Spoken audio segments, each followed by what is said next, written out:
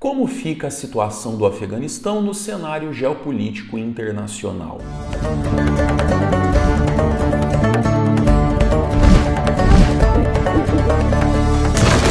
Salve, salve, meus queridíssimos peripatéticos! Olha eu aqui de novo, o professor Renan, trazendo o que há de melhor em matéria de catilogência humana para o canal Missionário. E no meu último vídeo eu fiz uma breve síntese da história recente do Afeganistão e por que o que está acontecendo lá agora é resultado de intervenções absolutamente desastradas. E muita gente tem me perguntado: Renan, mas como fica a situação do Afeganistão agora, uma vez que o país foi tomado por um grupo guerrilheiro que não é reconhecido pela maior parte das nações, especialmente ocidentais? Meus queridos, como era de se esperar, a quase totalidade dos países já declarou não reconhecer o Talibã como o legítimo governo afegão. Porém, um fato que tem dado o que falar é que a China e a Rússia já informaram que pretendem manter relações amistosas com o novo regime. E o que eu mais tenho ouvido é: nossa, mas como essas duas potências vão reconhecer um regime que não respeita os direitos humanos, que oprime as mulheres, que proíbe as meninas de estudarem? Queridos, há duas leituras fundamentais que podem ser feitas a partir dessa declaração das duas grandes potências.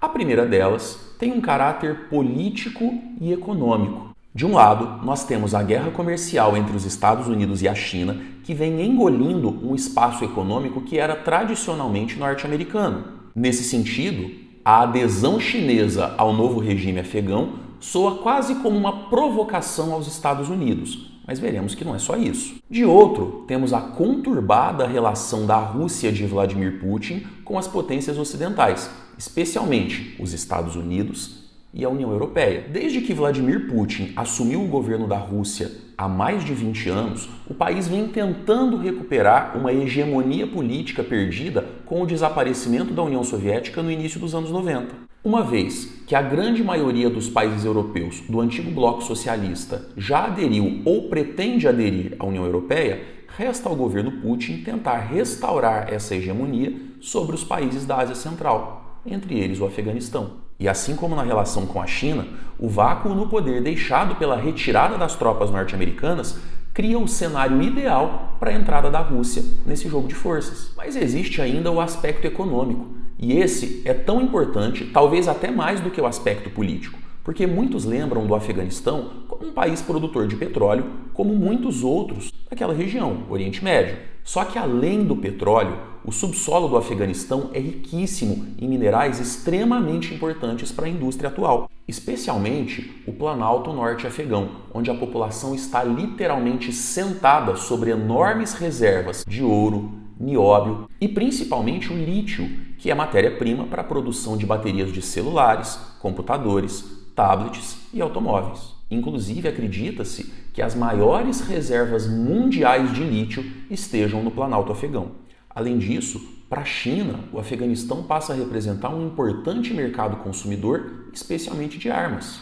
Então percebam que a questão é muito mais simples do que parece, porque agora o Afeganistão é um país pária na comunidade internacional, uma vez que ele é governado por uma milícia radical, extremista religiosa, que não é reconhecida pela imensa maioria dos países do mundo. Para a China, que está muito mais preocupada com questões pragmáticas ligadas ao seu crescimento econômico, e para a Rússia, que pretende expandir sua área de hegemonia a qualquer custo, o país é um prato cheio. Por isso, a adesão russo-chinesa ao novo regime não só não tem nada de inesperada, como é praticamente previsível. Um outro questionamento que eu tenho ouvido muito e que tem sido debatido pela grande maioria dos analistas sérios é como fica a relação do Afeganistão com os seus vizinhos. Como se sabe, apesar de a maior parte da milícia talibã estar concentrada no território afegão, existem células dela espalhadas por outros países ao redor, como por exemplo o Paquistão. A questão que ainda não pôde ser devidamente respondida é como esses governos vão lidar com o Talibã,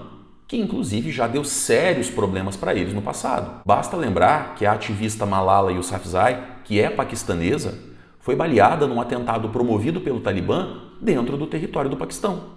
O discurso oficial do grupo é que a partir de agora eles vão adotar uma política mais tolerante, especialmente com as mulheres, de respeito pelos direitos humanos e distante de qualquer grupo terrorista. Essa, aliás, foi uma das exigências do então presidente Donald Trump quando negociou com o Talibã para retirar as tropas do Afeganistão, de que o Talibã não se vinculasse a nenhum grupo terrorista. Porém, os relatos que chegam até o Ocidente são de que o grupo não está cumprindo a maior parte daquilo com que se comprometeu. Por exemplo, pessoas que colaboraram com o exército americano durante os 20 anos de ocupação já estão sendo perseguidas. Nesse sentido, o que a maioria dos analistas tem dito é que tende a aumentar a pressão de refugiados sobre esses países vizinhos. Então nós não vamos ter uma crise migratória, por exemplo, na Europa, até porque a distância geográfica é muito grande.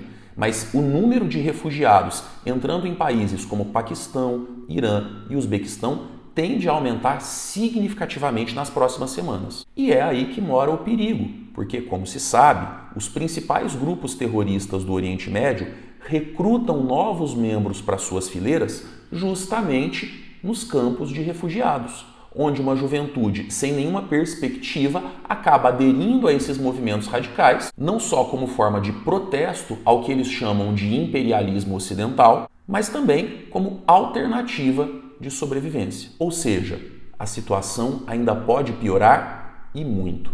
Como eu tenho dito, qualquer análise de médio e longo prazo é pura especulação. Cabe a nós acompanhar o desenrolar dos acontecimentos e principalmente aprender com a experiência afegã que o preço da liberdade é a eterna vigilância.